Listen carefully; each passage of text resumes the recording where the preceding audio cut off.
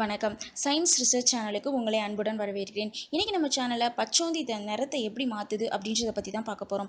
பச்சோந்தியோட முக்கியமான பண்புகள்ல ஒண்ணு, அது நிறத்தை அடிக்கடி மாத்திக்கொள்றது தான். இதுக்கு காரணம் அதோட உடம்புல இருக்க குரோமோட்டோஃபோர் அப்படின்ற அமைப்பு. பச்சோந்தியோட உடல் 3 அடுக்குகளால் ஆனது. மேற்புற அடுக்குக்கு சாந்தோஃபோர்ஸ்னு பேரு. இது மஞ்சள் நிற செல்களால் ஆனது. இந்த அமைப்பு ஒளி அலைகளை எதிரொலிப்பு மற்றும் உறிஞ்சுதல் போன்ற வேலைகளில் ஈடுபடுது.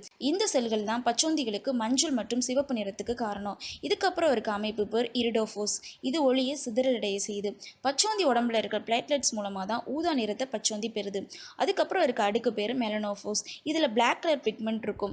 பச்சோந்தியில இருக்க சில ஹார்மோன்ஸ் மூலமா மெலனின் செல்கள் அதோட உடல் முழுவதும் அனுப்பப்படுது. இதனால தான் செல்லோட தன்மையில வேறுபாடு ஏற்பட்டு மஞ்சள் நிறமா காட்சியளிக்குது. இது மாதிரி தான் ரெட், எல்லோ, கிரீன் போன்ற பல நிறங்களும் அதோட உடம்புல காணப்படுது. இதுதான் பச்சோந்தி நிறம் மாறதுக்கு ஒரு காரணம். ஏன்னா நேர்களே, இன்னைக்கு நம்ம சேனல்ல பச்சோந்தி எப்படி நிறத்தை மாத்திக்கிறது அப்படின்றத பாத்தீங்களா? இந்த மாதிரி அறிவியல் சம்பந்தமான கேள்விகள் உங்களுக்கு ஏதேனும் இருந்துச்சுன்னா கீழே கமெண்ட் பாக்ஸ்ல தெரிவிங்க. மேலும் சயின்ஸ் சம்பந்தமா இன்னும் நிறைய தகவல்களை தெரிஞ்சுக்கிறேன். எங்க சேனலை சப்ஸ்கிரைப் பண்ணுங்க. நன்றி, வணக்கம்.